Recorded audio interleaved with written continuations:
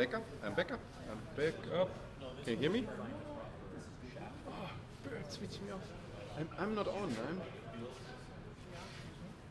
You gotta use what's called a teacher voice. Yeah. Better? Yeah. I'm back on. Yippee!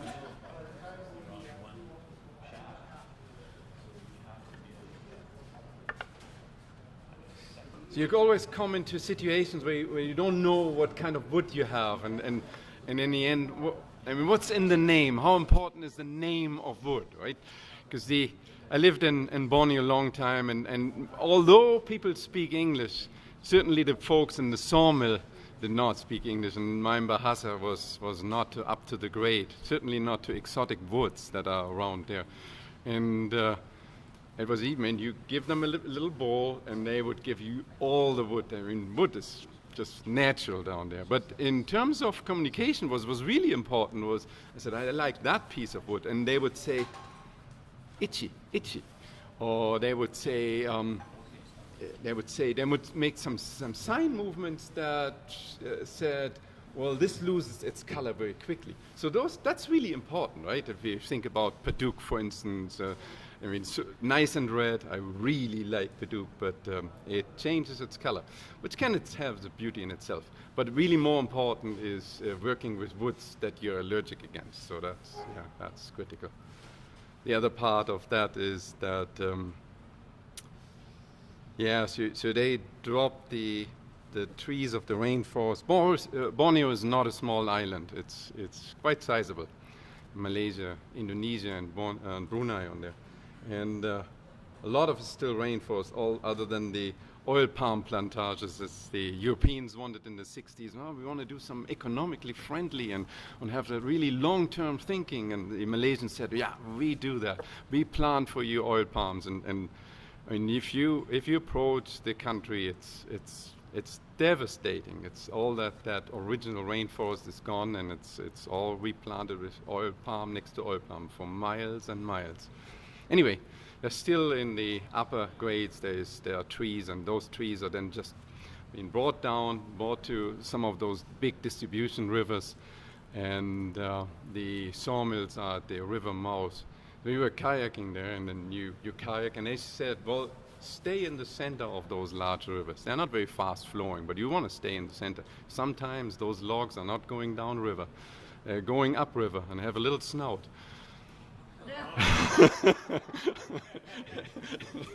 Yeah, lots of big crocodiles in that part of the world. In the lunch break, some of us talked about learning and what could you do with your club in order to sort of improve just every kind of skills. Is I have the example from the club I belong to still in Houston, is that once a year they get into an effort of building a retreat, whereby you're basically on an off-site location for 3 days, and you do nothing but turning. So people know that sort of in a year in advance, and basically plan for that, right? So there's no invited speaker or demonstrator. It's basically you teach yourself, right? That's a large club, but whatever club size you have, is you basically say, well, you do one. There's 6 rotations, and you do one. Next time you take one, then you teach one. It doesn't have to be anything fancy, right? It can be just you find your group, because people basically sign up for your class prior to that. And we're actually trying to get a retreat going. Oh yeah. In Red here for all 4 Alberta clubs. So your president should know about that. I haven't talked about that. So I'm talking to the, maybe that came around. So it's a very good experience. Yeah. That's really where we're doing. Right. I took the cabinet out of the microwave and just cleaned it up a bit. So we are almost getting there. Sandpaper on hot glue is not that nice. It takes a lot of sanding. So something which is a little better than sandpaper is what's called an abrasive stick. That's a sandpaper cleaner, and that works quite nicely on that hot glue. You just have to rub it a bit. I'm not going to do that here extensively, but you get most of the hot glue. You get most of the hot glue off, and then you can use sandpaper afterwards. But if you ever use sandpaper right away on here, then yeah, then the wood around it sands first before the hot glue sands, and then you get grooves in there. So that's a little trick to use. So we have the cabinet, I have the drawer, and I made that arc in the end. So there's still a bit left. I want to put that drawer together. And again, I defer all the calculations to a little bit later period, and there's reason for that. And so we want to have these two railings with the screws and maybe a backstop if we need to. So we want to put that all together. Start off with the drawer.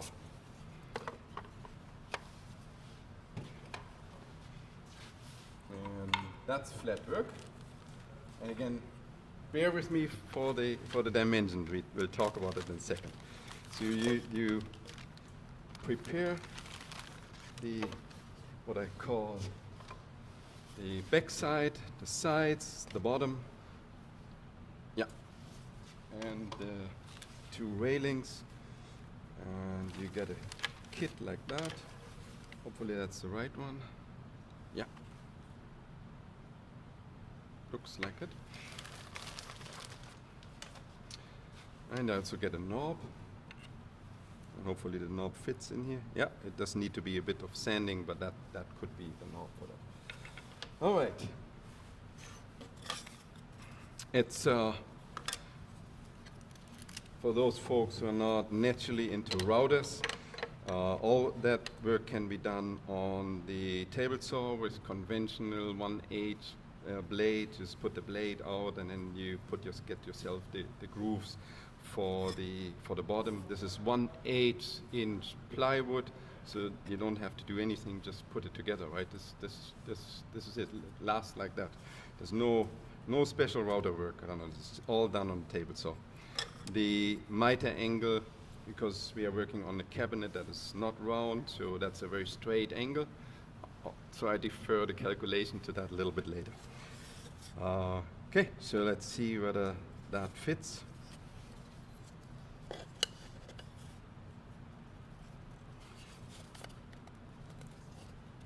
Before I glue it, it's always good to check.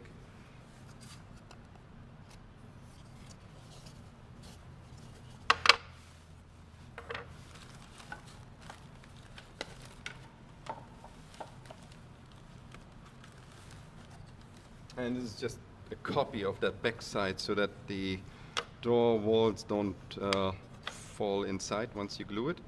So you put that in here, and then you see what my side up was that. Just bring that in here, so just bring the sides out to where you want it. If there should be a gap on the bottom, there's a slight gap on mine, but that's not a problem. We will hide this with the inside arc, as long as the sides are nice and flush with that. That's really what's important at this stage. All right. At home, if I would have a little more time, I would use carpenter's glue, the kind of white glue, or I use the beige, but it's not of choice just because of habit. And but here I have to speed up a bit, so I'm using a little bit of epoxy. That's 5-minute epoxy, and so the first part is just gluing that drawer.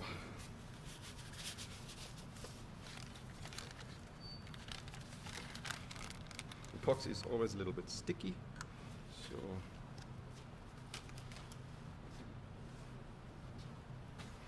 just equal amounts. I don't need much. It's just I don't want to glue the front. I just drew the sides at the moment. I glue the sides.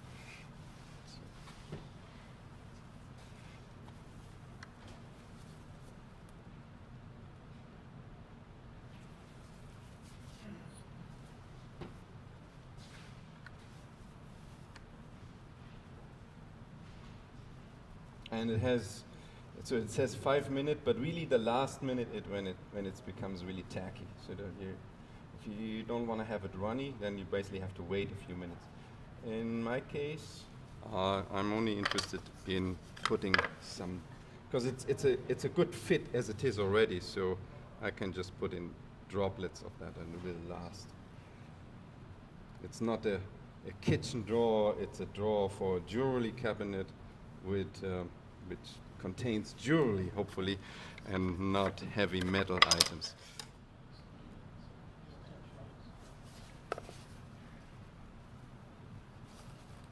The only thing you want to pay attention that you don't get epoxy on the bottom. So really be careful putting that epoxy in. Let me know if you can't see what I'm doing.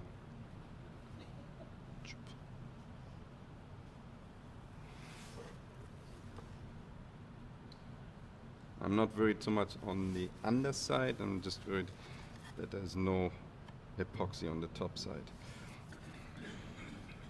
I still have 5 minutes to work with that, so that should be good. Now on the back side, that was my spacer.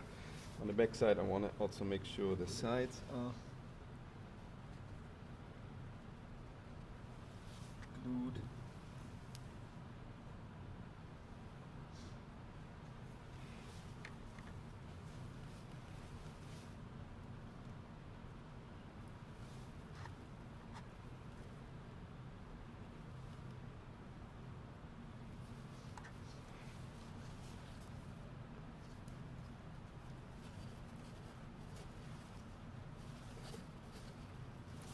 Check that front again, right way up. Okay, that looks good. Put that into so my walls are not flipping inside. So let that dry. And whilst this is working, now in the next part we need to bring the rails inside. I use acrylic runners. They run well, but you may as well use wood runners. I just have that available to me, and I had a lot, so that typically all my runners. So that's basically the runners where the drawer runs on will be acrylic. And the acrylic, in order to saw that on the table saw, I typically leave the protective foil on. Then I don't get any edges on the acrylic. And you can easily sand acrylic as well. So the runners should be, so the holes should be slightly offset. That way you can still have space for the runners. You will see that in a second. I'll sort of pre-drill the screws in there.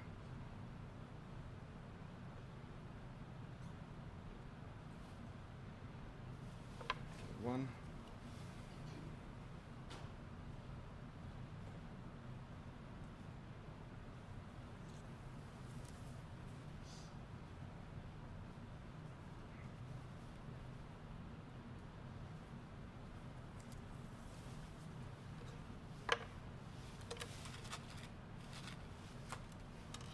And these are brass screws, you handle with care. You can easily over tighten them and then break them. They're not very expensive, but still.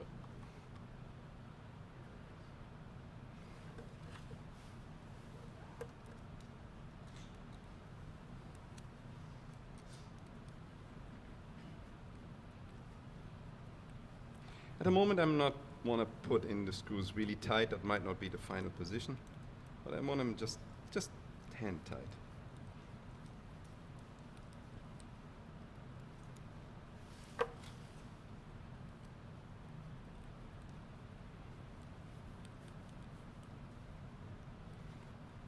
Like that. Time for another coffee. I can imagine. It's the hard time just after lunch. Okay, so if you want to treat yourself there, you can round these edges off, then the drawer comes in a little easier. So that's it. So I do that. So I want to keep that, just round those edges off.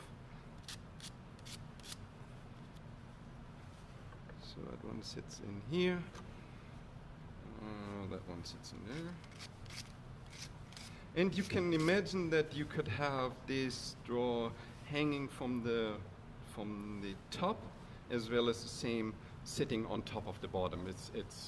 There are little nuances on differences, but in general there's no restriction to having them sitting on the bottom. All right. So now it has to be the other way around, right? Because this is the bottom. So all what I'm doing now is checking that that these two rails really fit in. And they do. If they don't, like for instance, if your bottom is still rounded because you didn't get it quite as flat, it is not a big problem to then sand off the sides of these railings. So you just make it fit. But it's of course easier if it works like that. So all the calculations is good, but it's really better to check. It's always better to check. And all what I'm doing now is look at I want to align these two rails such that when the drawer comes out, the gap on both sides is equal. Right? That's the only purpose. The only purpose I'm doing at the moment. So it's making it as equal as I can. Having the sides pretty much. And then you can, sometimes it does help to mark this. Doesn't have to be properly marked, but just about where it is. Move the drawer in and out.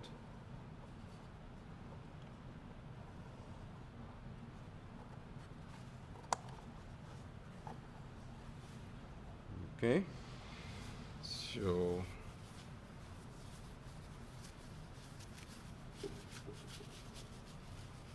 if you do that at home, do it in 2 steps. So after the drawer is glued, just like this, and then you glue the base and bring that on, and then eventually you do the drawer front.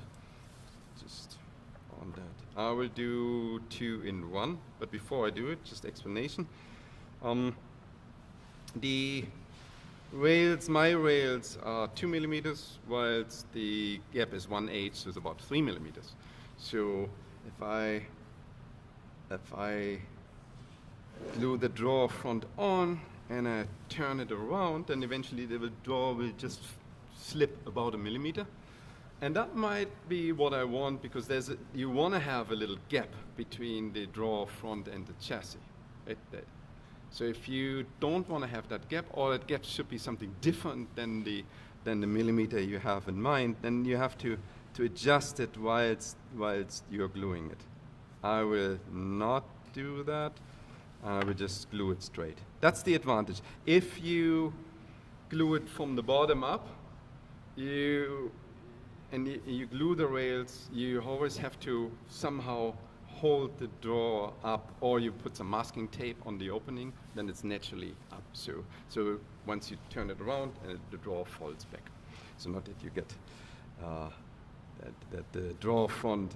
The drawer front is the key part. It should have an equal gap to all sides.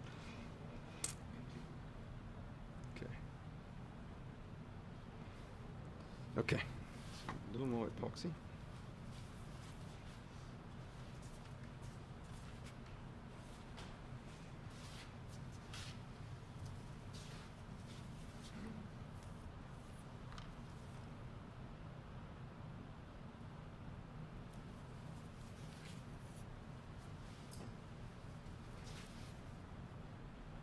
No question to that? Because that's good.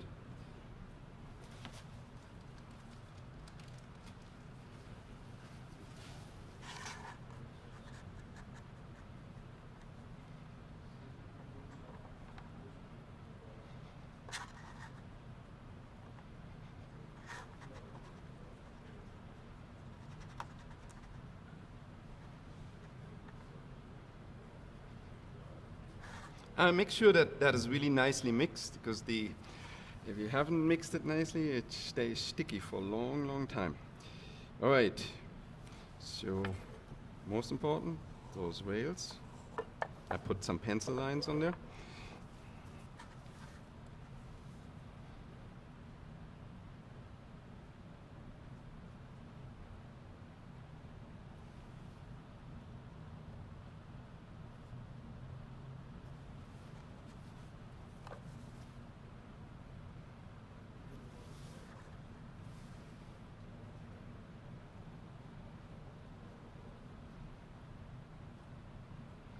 The other advantage on epoxy on these parts, again, if you are not quite flat and you would need carpenter's glue, you would need to have a really nice fitting surface. Epoxy is sort of helping you a little bit with imprecision. But you can always sand that, of course, flat. So bring that in, bring the drawer in. Make sure that the sides fit flush. Just check the opening again. That's the most critical part. So that's good. And now, as I said, I would do that in one step and then another step. I'm doing these two in one. So now, all what I'm interested is to get the right fit for the drawer front. So I'm just doing the miter here. I'm not interested in gluing the bottom into the side and to the drawer front. I'm just interested to glue the sides in there. So, looks good. Last but not least, arrow goes down.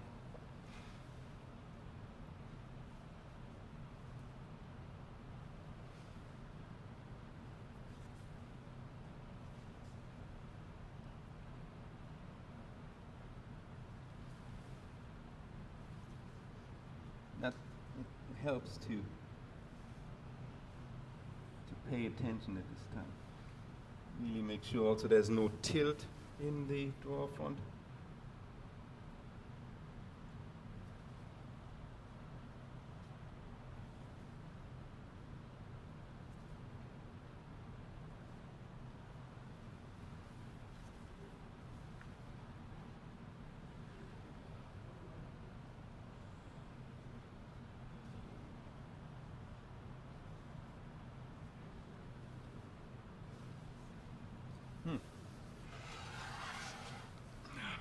From the side.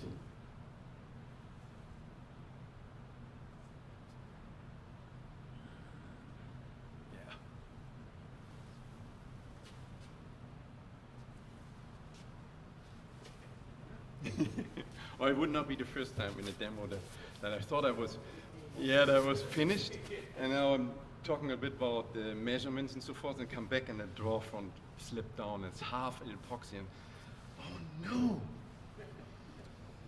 So be nice to me. So let's have a look at some of these measurements.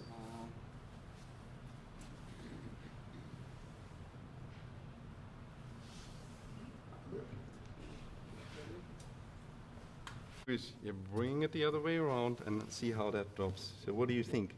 Yeah, I think it's pretty good. I mean, it didn't sand anything, but it is, the gap is nice and equal, right? If I'm not sure whether you can see that. It's nice and equal. That's what you want. There's a bit of adjustment, maybe on this side, if you want.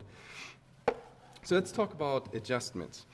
So once is if your drawer falls in like here, on that one side, unfortunately, then you can put a backstop here. It's very easy to put a backstop here so that the drawer will not fall inside.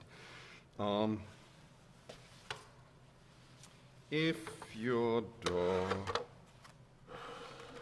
is, so the reason for having the screws in here is that you can open the screws again and change things. Like, for instance, the drawer comes in out as a little in an azimuth. It's not quite straight coming out. You just drill a new set of holes in the back typically and just shift the azimuth of those rails, and then you make it fit. That's pretty easy. Now, the drawer can also have a tilt coming out. So it comes down or it comes up for some reason. well, then you can open either the front side or the back side, and like this guy has here washers on there. You see these washers on there? Basically, I changed the tilt angle so slightly, and in this case, that worked. If that doesn't work, you can chisel away some of the railings. So we have made incredible things work. Sometimes you think, well, no, you really screwed up, but we could still make it fit. It's just amazing what you can do. Yeah. Okay, so that's that. Still have not done the arc, so now I'm happy with that. Any more questions to that? Let's do the arc. So let's go here.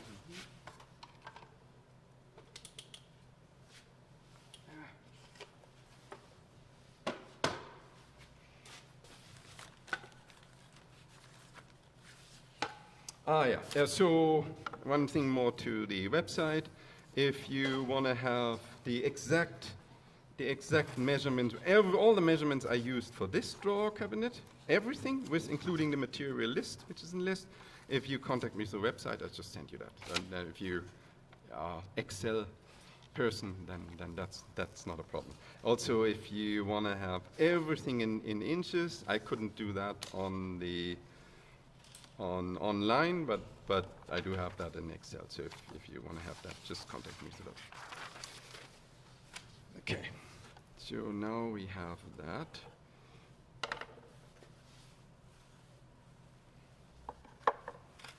I still have that extra spacer in here. That's we need. Nice and sharp pencil.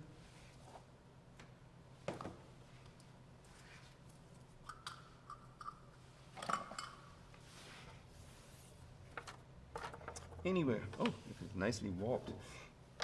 That's okay. It's so flexible. You bring that in any shape, and it will fit. I'm not worried about it. But that's wood. We are working with wood and not with a homogeneous material. So I want to make sure the edges are, it doesn't matter where on the radius I am, but just want to make sure the edges are on that spacer, which is a copy of the back side, so I know it fits exactly inside here. Sit at the base here, and then you can use your favorite saw. And that's a poor man's wise here, just using the table. Just cut on the inside. That I would do a little bit more proper when I would be doing that at home.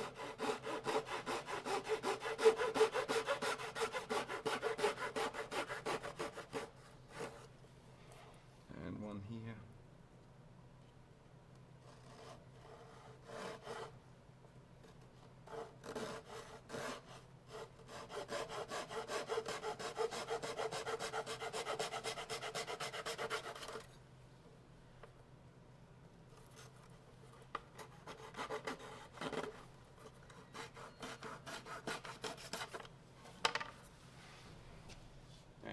Need that in a second.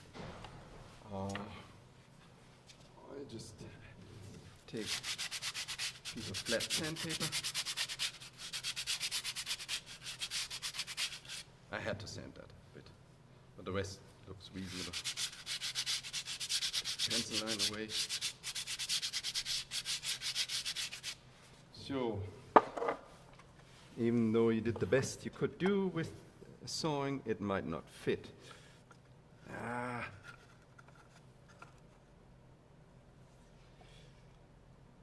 So in this case, it does exactly.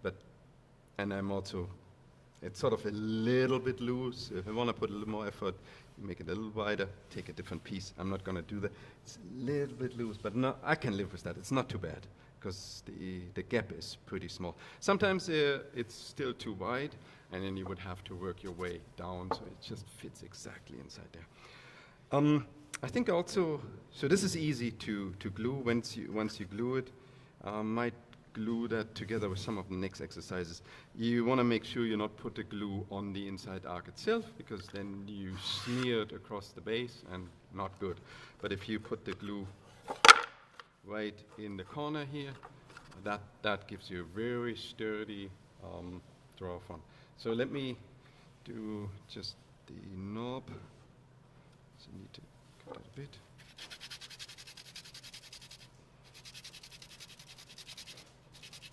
So whoever gets the cabinet has a real cabinet. A bit more.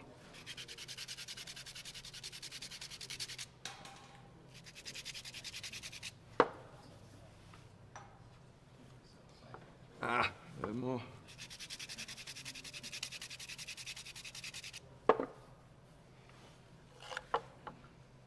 Yeah, okay, so that would work. Okay, in the next part I will glue that in. Okay, so once you have done that, you want to have a base on there. I'm not demoing the cutting, the turning of the base, but it's basically a piece of, typically I use a piece of plywood, and the plywood has a number of purposes. It got the damage there. It should fit in here. It should not be tight, because the wood is pretty thin and it easily. I mean, by now we are in very thin times here, so it should just fit inside. Now, if your drawer is sagging and has a gap, you just bring the bottom to an extent that the front of the drawer is just sliding on the bottom, and that way you diminish the amount of sag you have. So that's another way the bottom could help you with a better fit of the drawer front. So there's a lot of little tricks with these ones. Yeah, so how do we get that in here and make it such that one day you can reverse it again? There's a simple trick. I don't do that in here because it's pretty straightforward, but we have still lots of arc left. You want to glue that arc in here, and it depends on how wide you want to have that bottom sticking out. Then you basically build some intermediate temporary staves, glue that in, cut it in 3 pieces, and have the bottom sitting on with holes that screwed in. So that's all what you would need for that bottom to fit. Yeah. Yeah, so whoever gets the cabinet gets that as well. And yeah, then it's your choice of getting any feet on there. So basically that's what you have. I will glue this part still for you, but in the next round. And so here we would have a ball on top, not a very deep ball, but it is definitely a ball with the drawer sitting on the front side. There you go. Thank you. Yeah. Oh, she gets back in here. That's verboten.